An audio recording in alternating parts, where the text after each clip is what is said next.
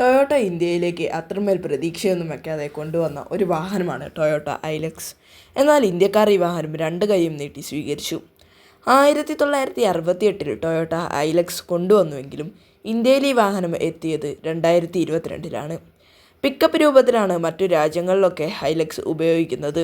പിക്കപ്പായിട്ട് മാത്രമല്ല, ഒരു ഫാമിലി യൂസിങ്ങിനും പിന്നെ ഓഫ് റോഡിങ്ങിനും പറ്റിയ ഒരു വാഹനം തന്നെയാണ് ഐലക്സ്.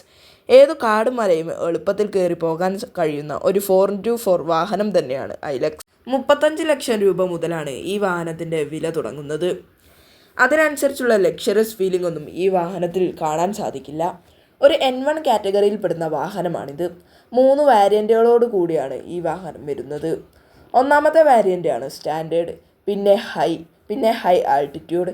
ഇതിന് സ്റ്റാൻഡേർഡിന് 28 ലക്ഷവും ഹൈ ആൾട്ടിറ്റ്യൂഡിന് 35 ലക്ഷവുമാണ് വരുന്നത്. 2755cc 4 സിലിണ്ടർ 2.8 ലിറ്റർ ഡീസൽ എഞ്ചിനും 201.15 bhp at 3000 rpm 500 Nm torque at 2800 rpm ഈ വാഹനത്തിനുള്ളത്.